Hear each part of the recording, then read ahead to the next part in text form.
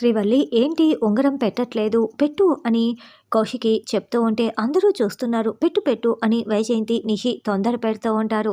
దాంతో శ్రీవల్లి ఉంగరం పెట్టబోతూ మళ్ళీ వెనక్కి తీసేసుకుంటుంది. ఏంటి ఎందుకు పెట్టలేదని నిషి టెన్షన్ పడుతూ అడుగుతూ ఉంటే అక్క జగదాత్రి వదిన అన్నయ్య ఎక్కడా కనిపించట్లేదే, వాళ్ళు వస్తేనే నేను ఉంగరం పెడతాను, వాళ్ళు కూడా ఉండాలి కదా అని శ్రీవల్లి అంటుంది. అవును ఇప్పటి వరకు ఇక్కడే ఉన్నారు కదా, ఎక్కడా కనిపించట్లేదేంటి, ఎక్కడికి వెళ్ళారని కౌశికి అడుగుతూ ఉంటే ఇందాక వంటల దగ్గర ఏదో ప్రాబ్లం అని వెళ్ళారు కదక్క, అప్పటి నుంచి కనిపించట్లేదని కాచి అంటుంది. ఎక్కడికి వెళ్ళారో తెలియని వాళ్ళ కోసం ఇప్పుడు డిస్కషన్ ఎందుకు, ముందు నిశ్చితార్థం కానివ్వండి, ఉంగరం పెట్టు అని నిషి వైజయంతి అంటారు. లేదు లేదు వాళ్ళు ఉన్నప్పుడే నేను రింగు పెడతాను అని శ్రీవల్లి అంటే ఉండు నేను కాల్ చేస్తాను అని కౌశికి ఫోన్ని చేతిలోకి తీసుకొని అదేంటి నా ఫోన్ స్విచ్ ఆఫ్ అయిపోయింది, ఛార్జింగ్ అయిపోయిందా, లేదే ఆన్ చేస్తే ఛార్జింగ్ ఫుల్గానే ఉంది, మరి ఎందుకు స్విచ్ ఆఫ్ అయిపోయింది, అరే జగదాత్రి దగ్గర నుంచి చాలా మిస్డ్ కాల్స్ ఉన్నాయేంటి అని కౌశికి చెప్తూ ఉంటే ఫోన్ చేసి కనుక్కోమ్మ తెలిసిపోతుంది కదా అని సుధాకర్ అంటాడు. అలాగేనంటూ కౌశికి ఫోన్ కాల్ చేస్తూ ఉంటే అప్పుడే దాత్రి కేదార్ లోపలికి పరుగులు పెడుతూ వస్తూ ఉంటారు.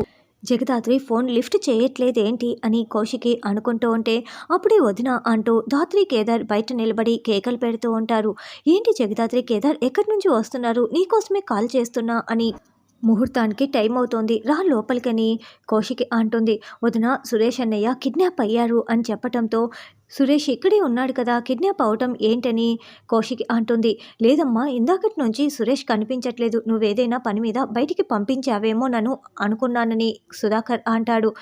దీనికి మనమే కిడ్నాప్ చేశామని అర్థమైపోయిందా, అందుకే ఇలా పోలీస్ కంప్లైంట్ మిస్సింగ్ కంప్లైంట్ ఇవ్వకుండా తిరిగి వచ్చేసారా అని యువరాజ్ అంటే ఆ కోడి బుర్రకి అంత సీన్ లేదు, నువ్వు కాస్త ఊరుకో యువరాజ్ అని నిషి అంటే మరి ఆ అమ్మాయి కిడ్నాప్ చేశారని చెప్తుంది కదా మనమే అని తెలిసిపోయినట్లు ఉందని వైజయంతి అంటుంది.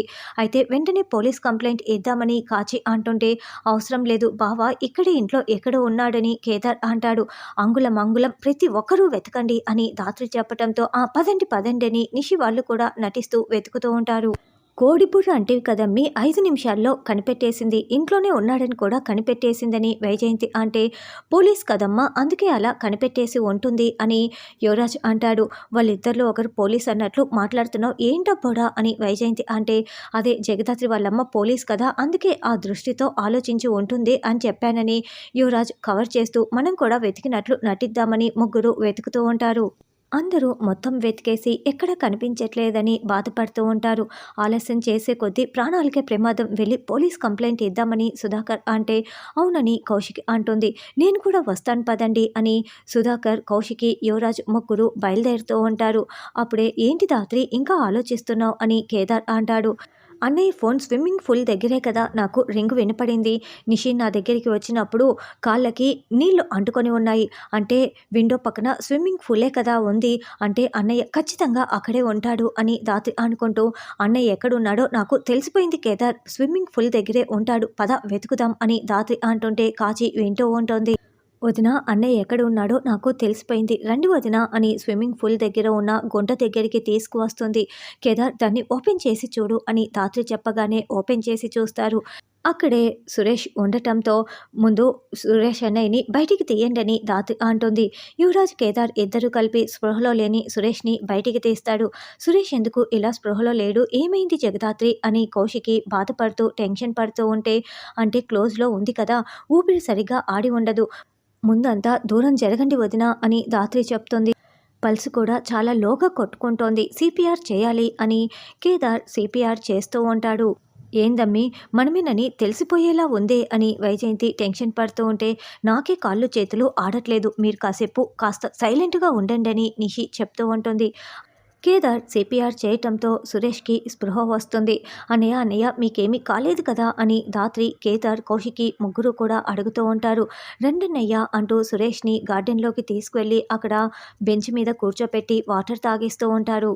సురేష్ ఎందుకైనా మంచిది హాస్పిటల్కి వెళ్దాం అని సుధాకర్ అంటే నాకు బాగానే ఉంది మావయ్య అని సురేష్ అంటాడు. అసలు నువ్వు ఆ బంకర్లో ఎలా వెళ్ళావు, ఏం జరిగింది సురేష్ అని కౌశికి అడగటంతో నేను ఫోన్ మాట్లాడుతూ ఉంటే ఎవరో వెనక వైపు నుంచి వచ్చి నా తలపై కొట్టటంతో నేను స్పృహ కోల్పోయాను. నన్ను బంకర్‌లో దాచిపెట్టారు. తరువాత స్పృహ వచ్చింది. అక్కడి నుంచి రావటానికి ప్రయత్నించాను. కానీ ఆక్సిజన్ సరిగ్గా అందక మళ్ళీ స్పృహ కోల్పోయాను అని సురేష్ చెప్తాడు.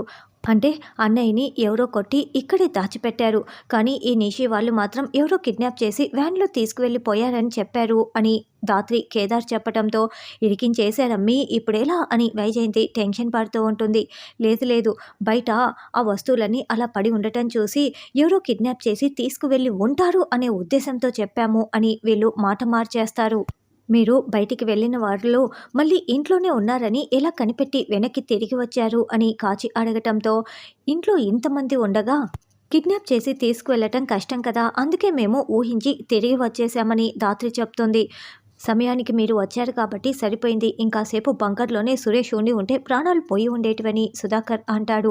సురేష్‌ని బంకర్‌లో దాచాల్సిన అవసరం ఎవరికి ఉంటుంది అని కౌశికి అంటే, అడుగుతున్నారు కదా నిషి చెప్పు అని ధాత్రి అంటుంది. ఏమో నాకేం తెలిసే నన్నడుగుతున్నావు అని నిషి అంటే, నీకేమైనా తెలుసేమో చెప్తావేమో అనుకున్నానులే అని ధాత్రి అంటుంది. అంటే మీనన్ కనిపించి ఇలా మన మనిషిని చంపేస్తానని చెప్పారు కదక్క, వాళ్ళ మనిషి ఎవరైనా చేసి ఉండొచ్చని యువరాజ్ అంటే, అవును అదే అయ్యి ఉండొచ్చు, రండి లోపలికి వెళ్దాం అని కౌశికి అంటుంది. అందరూ లోపలికి వెళ్తుంటే ధాత్రి మాత్రం నిషి చేయి పట్టుకొని లాక్కొని పక్కకు వస్తుంది. ఏయ్ వదిలివే నా చెయ్యి అని నిషి అరుస్తూ ఉంటే వెంటనే ధాత్రి నిషి చెంప పగలగొడుతుంది. సురేష్ అన్నయ్యని చంపాలని చూస్తావా, నీకేం అవసరం అని ధాత్రి నిలదీస్తూ ఉంటే, ఏయ్ ఏం మాట్లాడుతున్నావు, నేను చంపడం ఏంటి అని నిషి బుకాయిస్తూ ఉంటుంది.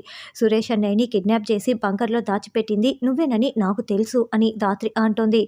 అన్నయ్యకి ఏమీ కాలేదు కదా అని నిషి అంటే, ఏదైనా జరిగి ఉంటే నువ్వు నీ అత్త నీ భర్త ముగ్గురు జైల్లో ఊచలు లెక్క పెట్టేవారు అని, ఎందుకు ఇదంతా చేస్తున్నావు, మేము ఆ పెళ్ళి ఆపేస్తామన్న ఉద్దేశంతోనే కదా మమ్మల్ని ఇంట్లో నుంచి పంపించి సురేష్ అన్నయ్య ప్రాణం మీదికి తెచ్చారని ధాత్రి నిలదీస్తూ ఉంటే, అవునే అందుకే చేశాను, అయినా నువ్వు పెళ్లి కాకముందు నా కాలు కింద చెప్పులా ఉండేదానివి, ఇప్పుడు నా పైని పెత్తనం చెలాయిస్తూ ఉంటే నేను ఎలా చూస్తూ ఊరుకుంటాను, నిన్ను ఓడించటం కోసమే ఇదంతా చేస్తున్నానని నిషి అంటుంది. ఇప్పుడు ఆ పెళ్లి కొడుకు ఫ్రాడ్ అని తెలుసు కదా, శ్రీవల్లి జీవితం ఎందుకు నాశనం చేస్తున్నారు అని ధాత్రి నిలదీస్తూ ఉంటే, అనాథలకి ఈడ దోచిపెట్టడానికి ఇదంతా నా ఆస్తే, నేనెందుకు దోచిపెడతాను, చూడు ఇప్పుడు నీకు నిజం తెలిసిపోయింది కదా, నువ్వు ఎలా ఆపుతావో ఆపుకో చూద్దాం, నువ్వైతే గెలవలేవు ఏమీ చేయలేవు అని నిషి ఛాలెంజ్ చేసి వెళ్తుంది. తరువాత మీనన్ కౌశిక్ వల్ల ఇంటి ముందు కారుని ఆపి, కౌశికి నీ కంటికి కనపడి నీ వాళ్ళని చంపేస్తానని బెదిరించినా కూడా ఇంట్లో నిశ్చితార్థం పెట్టుకుంటావా, ఈరోజు ఒకరి ప్రాణం తీస్తాను అని ఫ్యామిలీ మెంబర్స్ అందరి ఫోటోల్ని ముందు పెట్టుకొని ఎవరిని చంపాలి, జగదాత్రి, కేదార్ లేకపోతే యువరాజ్, నిషి, సుధాకర్ అని. సుధాకర్ నీకు తండ్రి లాంటి వాడు కదా ఈ సుధాకర్, కాబట్టి వీడి ప్రాణాలు తీస్తాను, రే లోపలికి వెళ్ళి నేను వీడి ప్రాణాలు తీస్తాను, మీరు చుట్టూ ముట్టేయండి, మీరు లోపలికి వచ్చిన తర్వాత మిగతా వాళ్ళ ప్రాణాలు తీసేయండి, అవసరమైతే కాల్ చేస్తాను అని మీనన్ గన్ పట్టుకొని లోపలికి వస్తూ ఉంటాడు. పంతులు గారు ఇంకొక ముహూర్తం ఉందేమో చూడండి అని నిషి అడుగుతూ ఉంటే, ఇంకో 10 నిమిషాల్లో ముహూర్తం ఉందమ్మా అని పంతులు గారు చెప్తారు. సరే ఆ 10 నిమిషాల్లో ఉంగరాలు మార్పించేసేయండి అని నిషి చెప్తుంది. శ్రీవల్లి నువ్వేం కంగారు పడుకు, ఈ 10 నిమిషాల్లో వాడు ఫ్రాడ్ అని మేము నిరూపిస్తాం అని ధాత్రి కేదార్ ధైర్యం చెప్పి, పద పెళ్ళికొడుకు పని చెప్దాం అని వచ్చి పెళ్ళికొడుకు పక్కన కూర్చోటంతో ఇక పెళ్ళికొడుకు లేచి వెళ్తూ ఉంటే, పారిపోతున్నావా అని ధాత్రి కేదార్ అడుగుతూ ఉంటారు. ఏంటి అలా మాట్లాడుతున్నారంటూ నిషి వైజయంతి అక్కడికి వస్తారు. ఈ లోపల మీనన్ గన్ పట్టుకొని లోపలికి వస్తూ ఉంటాడు.